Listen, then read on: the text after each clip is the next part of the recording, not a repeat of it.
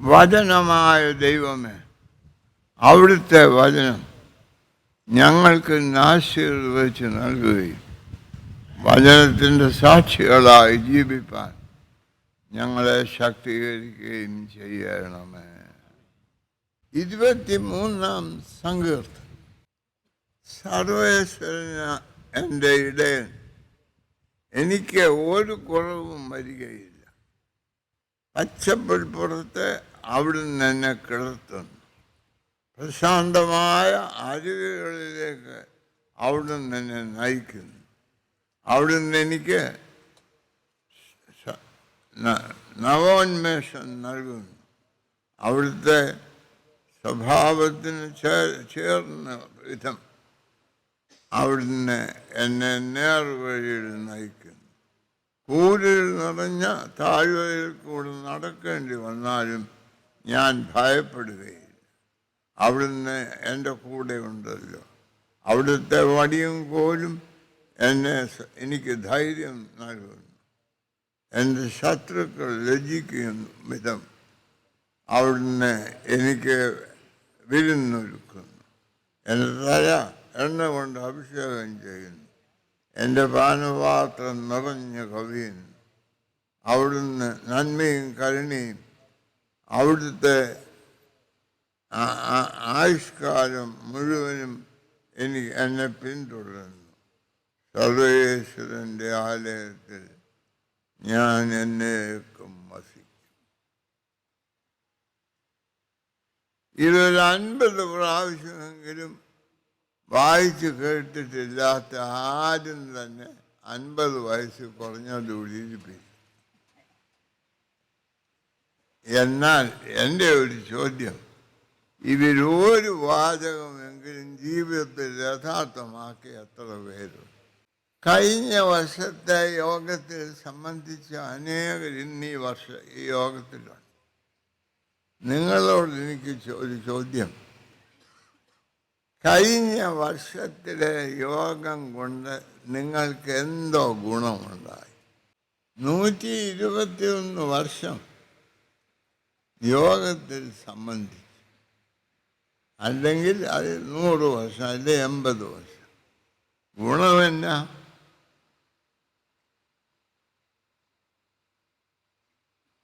നമ്മൾ അന്വേഷിച്ചിട്ടുണ്ട്. സർവേശ്വരൻ എൻ്റെ ഇടയൻ. നമ്മളുടെ ആയുസിൻ്റെ അനുഗ്രഹം എന്താണ്?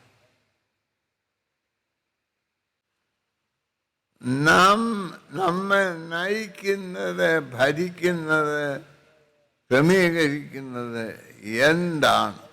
അതാണ് അനുഗ്രഹം. നമുക്ക് എന്താണ് വേണ്ടത്? ഈ അണ്ടത്തെ മാരാമൺ കൺവെൻഷൻ കൊണ്ട് നമുക്ക് എന്ത് സാധിക്കും? ഇപ്പോൾ ഇവിടെ മധ്യസ്ഥ പ്രാർത്ഥന.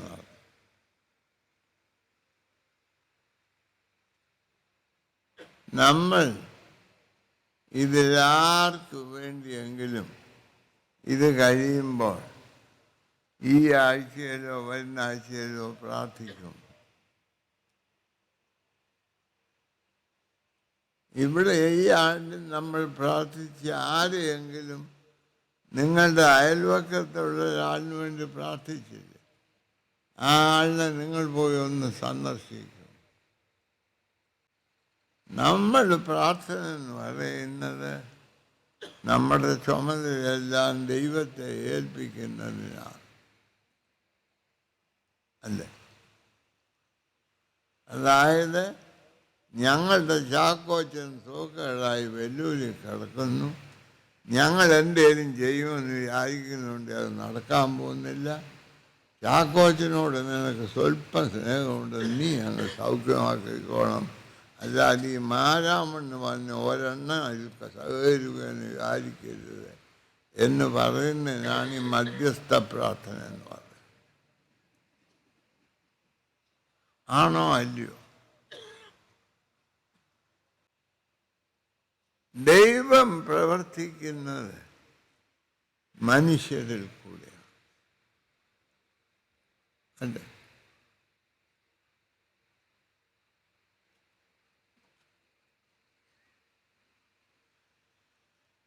ദൈവത്തിൻ്റെ പ്രവർത്തനത്തിൻ്റെ മകുടമാണ് യേശുക്രിസ്തുവിൻ്റെ ക്രൂശ്. അത് ദൈവം ദൈവമായിരുന്നപ്പോൾ ക്രൂശില്ല, ദൈവം മനുഷ്യനായപ്പോഴാണ് ക്രൂശായത്. അപ്പോൾ ദൈവത്തിനാണോ മനുഷ്യനാണോ കൂടുതൽ ശക്തി?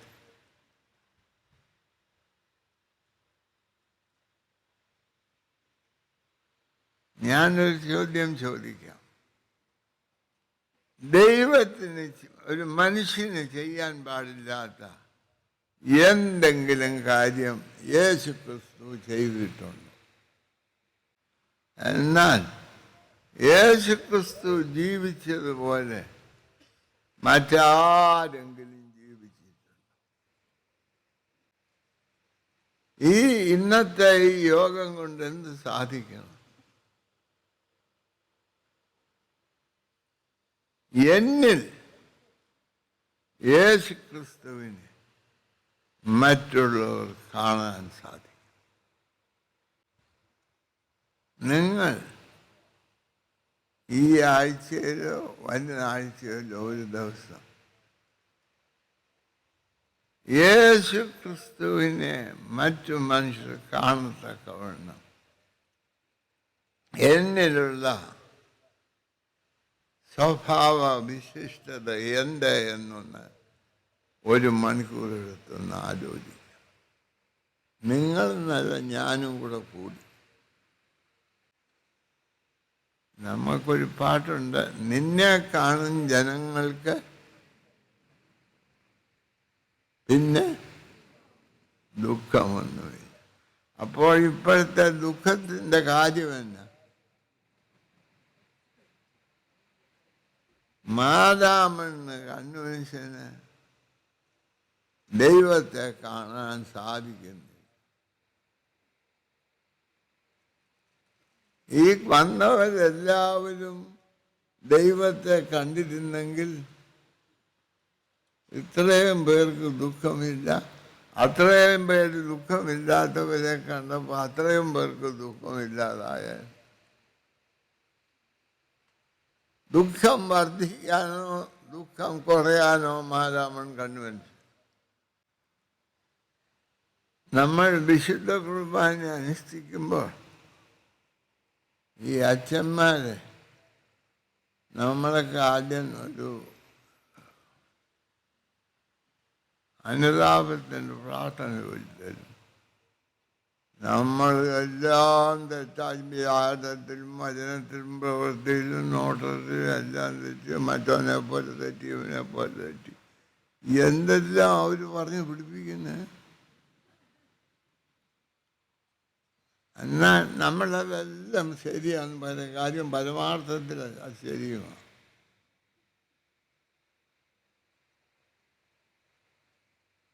അത് കഴിഞ്ഞ് ഈ അച്ഛന്മാർ കുർബാനയൊക്കെ ചൊല്ലി കഴിയുമ്പോൾ അവർ പറയും, നിങ്ങൾ പ്രാപിച്ചിരിക്കുന്ന വാഴുകളോടും അനുഗ്രഹങ്ങളോടും കൂടെ വിശുദ്ധിയും മഹത്വമുള്ള തൃത്വത്തിൻ്റെ കൃപയ്ക്കും അനുഗ്രഹങ്ങൾക്കും നിങ്ങളെ നാം ഫലമേൽപ്പിക്കുന്നതായ ഈ സമയത്ത് അത് പറയുന്നത് കേട്ടാൽ ദൈവത്തിൻ്റെ അനുഗ്രഹത്തിൻ്റെ സേഫിൻ്റെ താക്കോൽ ഈ അച്ഛൻ്റെ കയ്യിലാണ്. ദൈവത്തിൻ്റെ അനുഗ്രഹം ദൈവത്തിൻ്റെ അത് പൂട്ടി ദൈവം അച്ഛനെ ഏൽപ്പിച്ചിരിക്കുകയാണ്. എന്നാൽ അതിൻ്റെ ഭവിഷ്യം അവർക്കറിയാവുന്നതുകൊണ്ട് ഉടനെ പറയും, ബലഹീനനും പാപിയുമായ അടിയാന്ന അതിൽ കൂടിയ കാര്യമെന്ന് നമുക്കിത് ഒന്നേ ഉള്ളൂ, ബലഹീനത. പാവം നമുക്കില്ല. അച്ഛന്മാർക്ക് ബലഹീനതയുമുണ്ട്, ബലഹീനനും പാപിയുമായ നിങ്ങളുടെ പ്രാർത്ഥനയാൽ എനിക്ക് സഹായം ലഭിപ്പാൻ നിങ്ങൾ സമാധാനത്തോടും. ഞാൻ ഒരു എപ്പിസ്കോപ്പായി പ്രവർത്തിച്ചുകൊണ്ടിരുന്ന കാലത്തൊരിക്കൽ ഒരുത്തൻ വന്ന് അച്ഛനെ കുറ്റമൊക്കെ പറഞ്ഞ് അച്ഛൻ അങ്ങനെ ചെയ്തു, അവനോട് അയോഗ്യമായി പെരുമാറി എന്നൊക്കെ പറഞ്ഞു. ഞാൻ ചോദിച്ചു, നീ കഴിഞ്ഞ ആഴ്ച കുർബാന പള്ളിയിൽ പോയോ? അപ്പോൾ പള്ളിയിൽ പോയില്ലെന്നൊക്കെ പറഞ്ഞാൽ ഇവൻ കുഴപ്പക്കാരനാണ്. അവൻ പോയി നീ കുർബാന കൊണ്ടോ? അവൻ പറഞ്ഞു കൊണ്ടു. നേരെ ഉള്ളതെന്ന് നമുക്കങ്ങനെ അറിയാം. അന്നേരം ഞാൻ പറഞ്ഞു, ആ അച്ഛൻ പോകാൻ നേരത്തെ നിന്നോട് പറഞ്ഞു എനിക്ക് വേണ്ടി പ്രാർത്ഥിക്കും, ഞാൻ ബലഹീനനും ഭാവിയുമാണ്, നീ എനിക്ക് വേണ്ടി പ്രാർത്ഥിക്കണമെന്ന് പറഞ്ഞു. ഞാൻ ഓർക്കുന്നില്ല.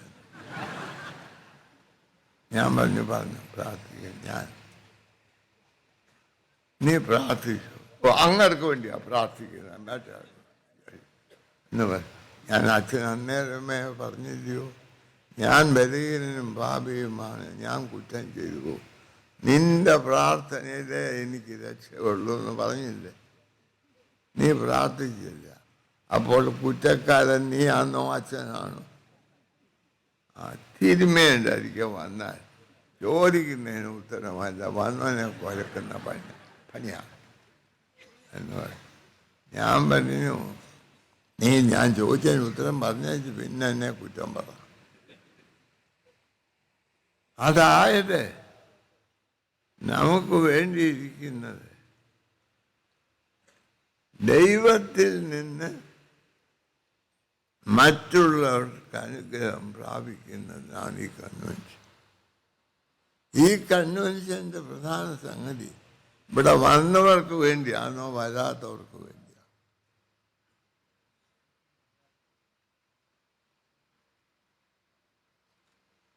ഞാനിവിടെ വന്നിരിക്കുന്നത് ഇന്നിവിടെ വരാത്തവർക്ക് ദൈവത്തിൻ്റെ അനുഗ്രഹം കിട്ടണം. വന്ന് നിങ്ങൾക്ക് കിട്ടിക്കഴിഞ്ഞില്ല, ഇത് നല്ലത് ഉറക്കം തുടങ്ങിയില്ല.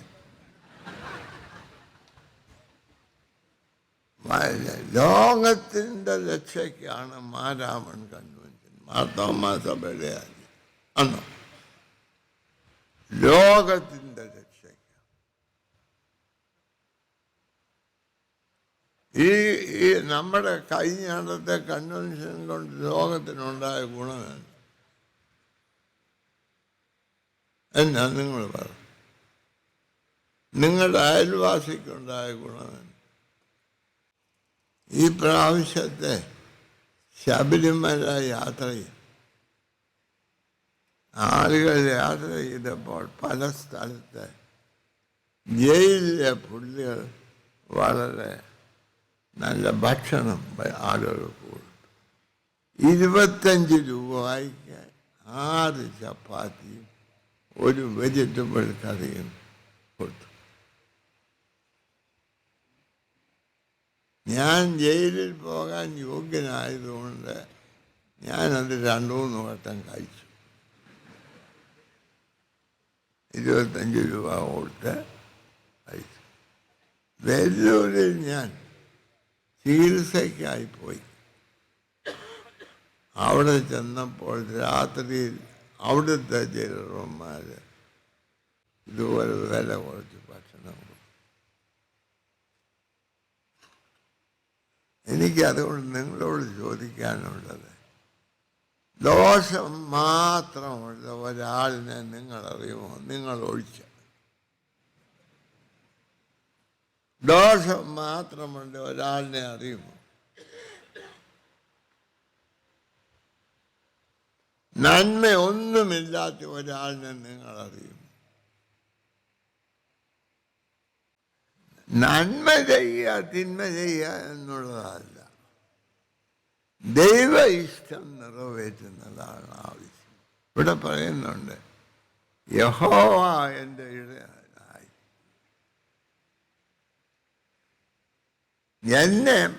എന്നെ പരിപാലിക്കുന്നത് യഹോവയാണ്. അതോ മാനുഷികമായ ആഗ്രഹങ്ങളാണ്? ദൈവത്തിൻ്റെ ആഗ്രഹം ആണോ എൻ്റെ ആഗ്രഹം? അതോ മനുഷ്യൻ്റെ ആവശ്യം? നമ്മുടെ അപ്പുറത്തെ പള്ളി ആണോ നമ്മുടെ പള്ളിയുടെ ഉയരം നിശ്ചയിക്കുന്നത്? നമ്മുടെ പള്ളിയാണ്. എനിക്ക് നമ്മുടെ ഒരു പള്ളി അറിയാം. അവരുടെ പള്ളി പണ്ടൊക്കെ കഴിഞ്ഞു.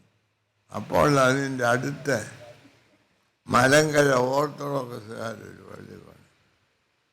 അവരുടെ കുരിശ് നമ്മുടേതിനേക്കാൾ ഒരര അടി മുകളിലായിരുന്നു. അവരാ രണ്ടാമത് പണ്ട്. അതുകൊണ്ട് അവരങ്ങനെ വെച്ചു. അപ്പോൾ നമ്മളത് പൊളിച്ച് അവരുടെ അത്രയുമാണ്. എന്തോ ഗുണമാർക്കുണ്ടായി? മറ്റു മനുഷ്യനാണോ യഥാർത്ഥ മനുഷ്യനാണോ ദൈവമാണോ യേശു ക്രിസ്തുവാണോ നമ്മുടെ ജീവിതത്തെ നയിക്കും? ഇവിടെ എൻ്റെ ഇട എന്ന് പറയുന്ന ആളാര്? കാത്തു സൂക്ഷിക്കുന്ന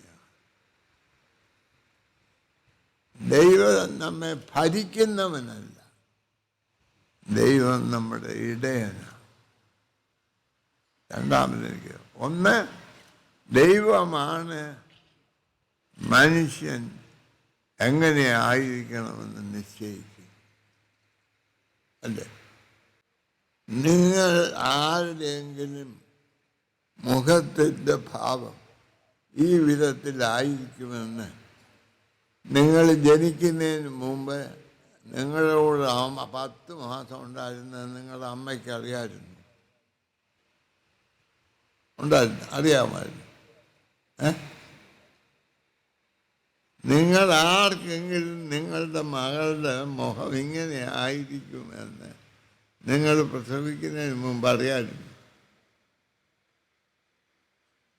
ഇത് കണ്ട് ആരും പ്രസവിച്ചിട്ടില്ലല്ലോ.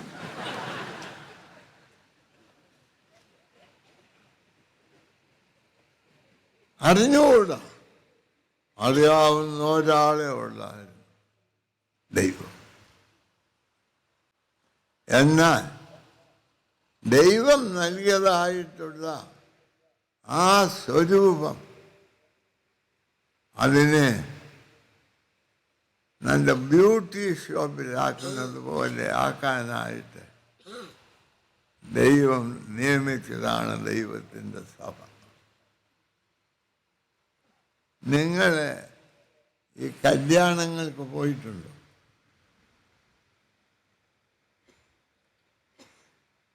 ഒന്നും അറിയാൻ വയ്യ. കല്യാണത്തിന് പോയിട്ടുണ്ടോ? ഉണ്ട്. നിങ്ങൾ കണ്ടിട്ടുണ്ടോ ഈ കല്യാണത്തിന് വരുന്ന പെൺകുട്ടിയെ?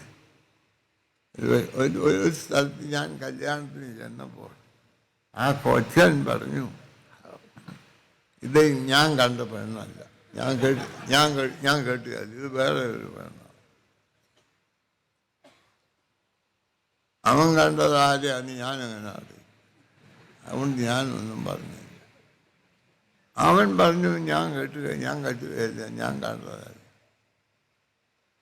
അവർ വന്ന് എന്നോട് ചോദിച്ചു, തിരുമേനി എന്നോ ചെയ്യണം? ഞാൻ പറഞ്ഞു എനിക്കറിയാം, അവൻ കാണാത്ത പെണ്ണിനെ കെട്ടണമെന്ന്, വേറെ ചരിവ് കാണിച്ച് കെട്ടണമെന്ന് ഞാൻ പറയത്തില്ല.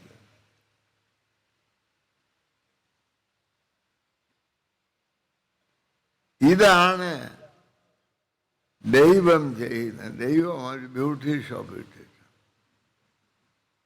കണ്ടിട്ടുണ്ടോ?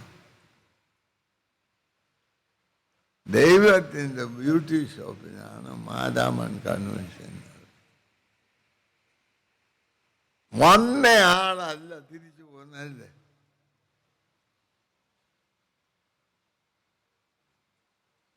ഇപ്പം ഇദ്ദേഹം തന്നെ കല്യാണം കഴിച്ചല്ലേ.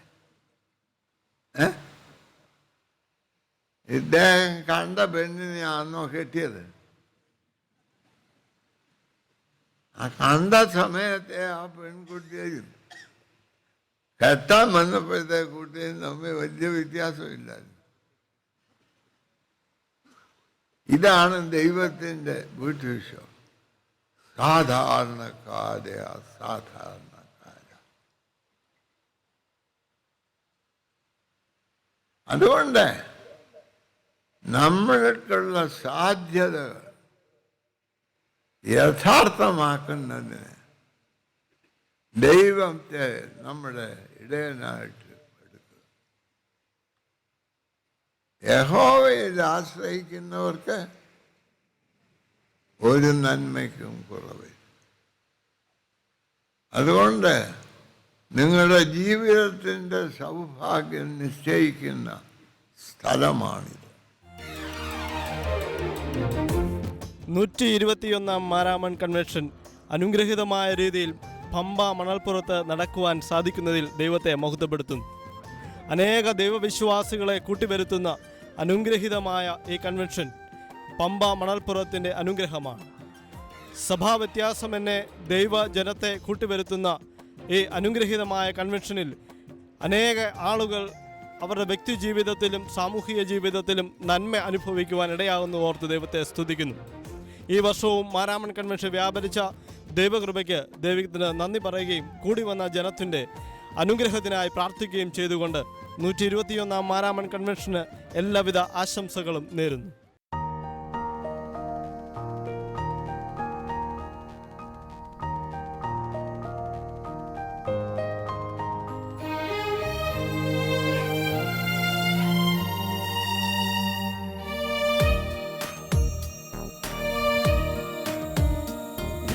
ചോദിച്ചതിലും ഞാൻ നനച്ചതിലും എത്ര അതിശയമായി നടത്തി. എന്റെ വേദനയിലും എൻ കണ്ണീരിലും എത്ര വിശ്വസ്തനായി എന്നെ കരുതി. എന്റെ വേദനയിലും എൻ കണ്ണീരിലും എത്ര വിശ്വസ്തനായി എന്നെ കരുതി. ഞാൻ എന്നും എപ്പോഴും നീ കൂടെയുണ്ടല്ലോ.